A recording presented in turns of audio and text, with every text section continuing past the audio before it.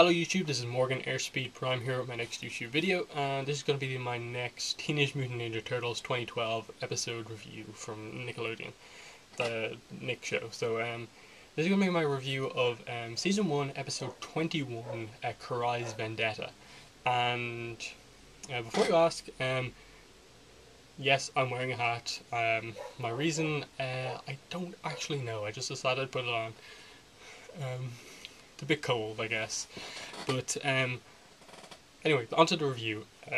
The overall, that's where I start. Overall, this episode was pretty good. I just watched it a few minutes ago, and I really did enjoy it.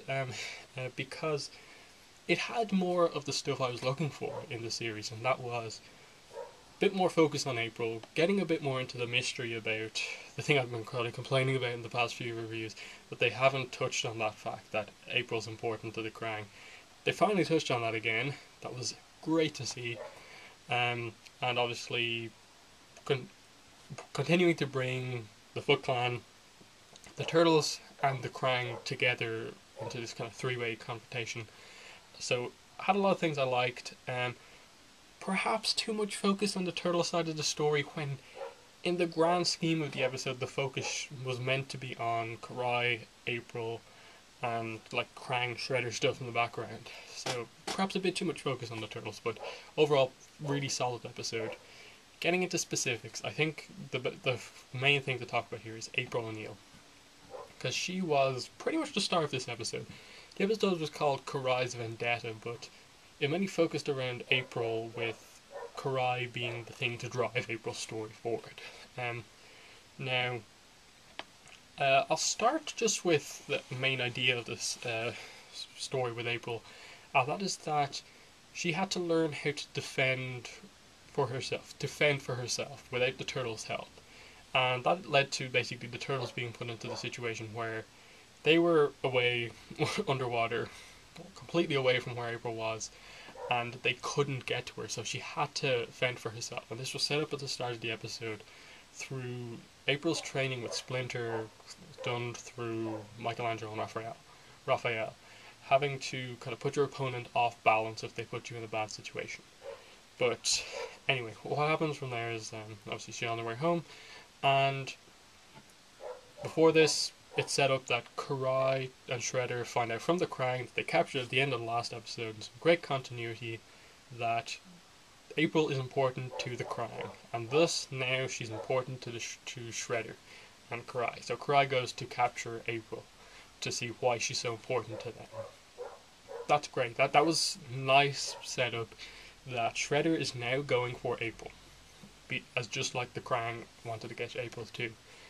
But from there, we get the confrontation between Karai. We get to see Karai in her street clothes for the first time, and see her, before just going out to physically confront April, she basically tries to infiltrate kind of April's life. So that leads us back into Mr. Murakami's noodle shop and stuff like this, and trying to get.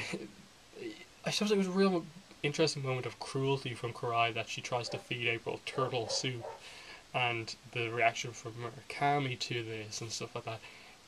It worked, and immediately April knew that this was this Karai girl that the turtles had been talking about. That really worked.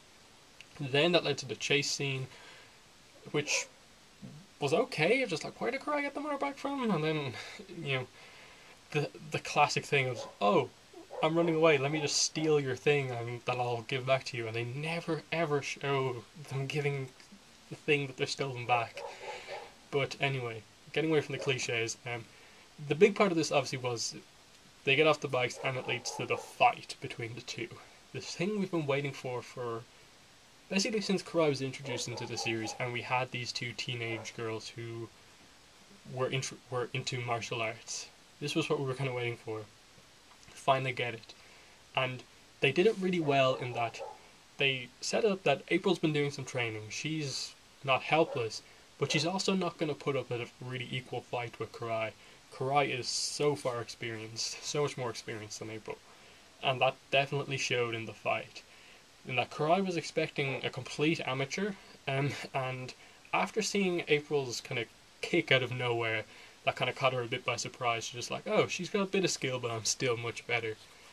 And then from there, the fight just got pretty brutal, I think. And it was probably the most brutal fight that we've seen in the series. And so much atmosphere and tension because you really felt that this was more than the Turtles getting beaten up, that April was getting beaten up, and it was terrible.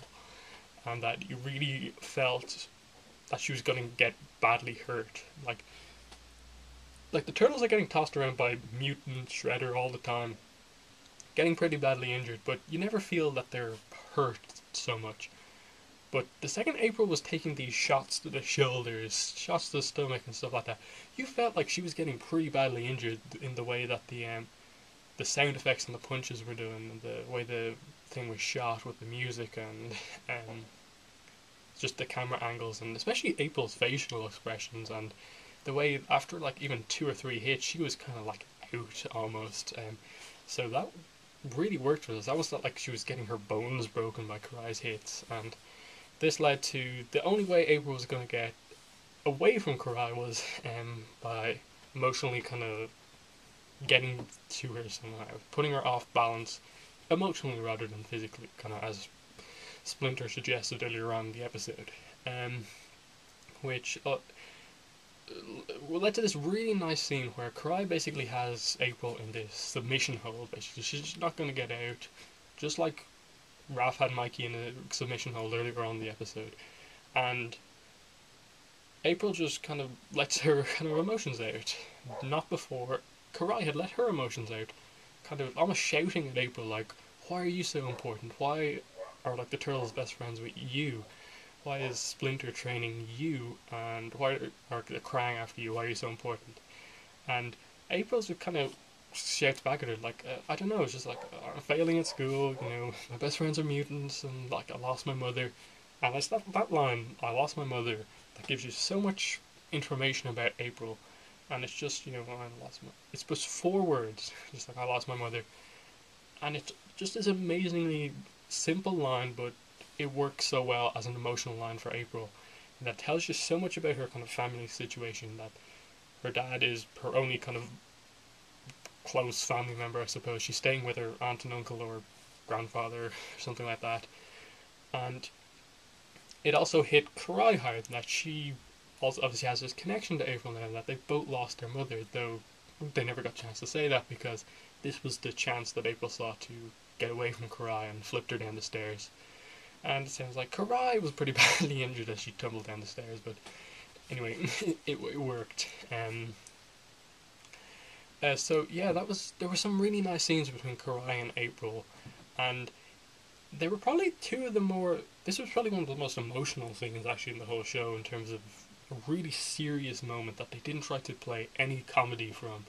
And if the Turtles were there, they probably wouldn't have been able to do it. But because it was just the two girls, it worked so much. It's something that I'm looking forward to them coming back to immediately. Like, it's definitely, I suppose I'm going to put more pressure on the next episode to continue this, but there's only 5 episodes left in this season and I have to build to something, so I'm expecting big things from this storyline going into the finale. But going into some of the rest of the episode, I'll go into the Turtles now and what they do in the episode. Basically, Donatello discovers this thing with the sewer water, where the Krang are manipulating the water to turn it into their own planet's water. And it turns out that it's basically an acid to carbon-based life forms or something like that. It ends up getting spilled onto April, and they think, oh my god, April's going to get her arm burned off, but it turns out it doesn't do anything to her. So this is where we get the hint that this is why the Krang are after April, this is why they're all after April, because so there's something about her, it seems like it's her DNA or something like that. It has to be something to do with her DNA, because the whole DNA, I can't remember the exact thing, the whole, I think T-Shirai episode, where she had to go there and give them the DNA sample, and that's why the Krang wanted her DNA. It was all to get her DNA, so it's something about her DNA. I've said DNA like a million times already. But that it doesn't react with this Krang water, the Krang chemicals or something like that. And you almost get the sense that they want it to make stuff invincible or something like that on their planet or something like that. Now, you sort of wonder, like, why does April have this DNA? Because it's confirmed that her father, Kirby O'Neill, is not a kind of chemical scientist. He said in the episode that he's a psychologist or something like that, so it's not that he's been doing manipulation on his daughter. The question that really arises from this probably is, maybe, did something happen to April in relation to how her mother died, or something in her father's past, or something like that? Is April even his daughter or something like that? I got a huge Transformers animated vibe from this with the whole situation with Sari. I'm not going to spoil that show, but if anyone has seen it, I think you'll get where I'm going with this. The fact that Sari, for a few seasons, well, you thought she was just a girl, and then turned out she was something different, more transformery. It was. I got such a big vibe of that from this episode. So that's a big mystery, and they did it really nicely with that kind of almost throwaway thing of the chemicals. And then the turtles obviously had to go shut down the chemical factory that was making this stuff. And that was the kind of action part of the episode. And if that was just the focus of the episode, it probably would have been a pretty nice episode. But because there was this amazing plot of April and Karai going on, that was just the B plot of the episode, and it was kind of like, get away from that, get away from the turtles, let's go back to April and Karai. I wanted more focus on April and Karai. And I think it says a lot about the show that I actually wanted less turtles and more April and Karai. Not that the turtles are bad, it's just I found they've almost struggled to do really serious scenes with the turtles in this show, because Mikey, apart from like episode 4, which was his like focus episode, they've really struggled to do anything but comedy with Michelangelo. And when he's with the turtles, he kind of always brings it down to comedy almost, unless they're in the middle of a fight. So it's one of those weird things. But anyway, I like the other part of the story, the whole turtle submarine, them there being another Dimension X creature there, the way they resolved the whole thing, it worked. Another side plot of the episode, I suppose, was the more development of the April Donatello relationship. Now, I've said this I think in a previous video before, but I really want to know what the writers are doing with this story. What the plan is with this, because it references in nearly every episode that Donatello and April appear in together, and it doesn't seem like they're doing anything with it, because it seems to be such a one-way kind of like attraction. Like, Donatello really likes April, but April knows Donatello likes her, but doesn't do anything in relation to it. Even like hides his embarrassment from the rest of the turtles when he did. Like in this episode, it's just like, did I say that out loud? Let's just pretend you didn't say it out loud. So what are they doing with this thing? Because it's going to get to the point where if they continue this into, say, season 2, season 3, without addressing a bit more seriously this pseudo relationship between the two, it's just going to get out of hand as this joke that went too far. And especially with them almost setting up a Leonardo Karai relationship, it's just getting to be like, do something with it, please, writers, before you just make it this weird humor thing. And I don't really mind if they either go either way and actually have a relationship between the two, more romantically based, or just have it go down the road of April say that a relationship's never going to happen, they're just going to remain friends, and then Donatello slowly kind of phase out of his crush or something like that. Just they need to address it somehow. In terms of the rest of the episode, I suppose the scene at the start was probably the only other real part of the episode, and that was just the fact that Shredder has now taken an interest in the Krang, and obviously sends Karai out to get April. But the fact that he's interested in all this, he wants April, and he doesn't really know what the Krang are about, other than they have crazy technology. But the thing is, he wants to be the most powerful force, I suppose, against the Turtles, or else wants the Krang working with him. So that's interesting setup between all the villains and the heroes, in that it could go into a three-way battle, or it could go into like a 2-on-1, two villains against um, the Turtles. But yeah, that's pretty much the whole episode, as far as I know. Um, there was a nice scene, obviously, at the end of the episode, when April's kind of almost bragging about her kind of brief escape from Karai, and they're all like, "Wow, that was great," and she's basically then coaxed into staying in the sewers because it's going to be too dangerous for her to stay out. And Leo kind of ends the episode in this kind of almost this really kind of tense note. This like, until the Shredder is like defeated, you have to be safe, and April ready to fight with them. So this was almost the episode where April is going to become the fifth member of the Turtles team. She's going to go out with them on at least some of the missions, I get the sense. And I hope they kind of do that. They begin to phase her into the team. So yeah, they're definitely setting up that the fight between the Turtles and the Shredder and the Krang are going to go up a level. And at the end of this episode, there's still a lot of mysteries. Like, this episode set up that mystery with April, but only told us, kind of further confirmed to us that it's something about April's DNA.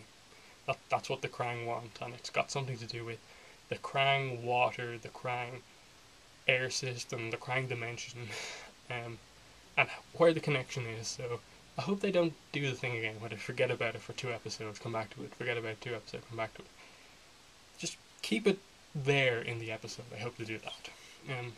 Overall, great episode. I probably won't go on too much longer because I've probably repeated myself a lot already. But thank you for watching this video, and bye.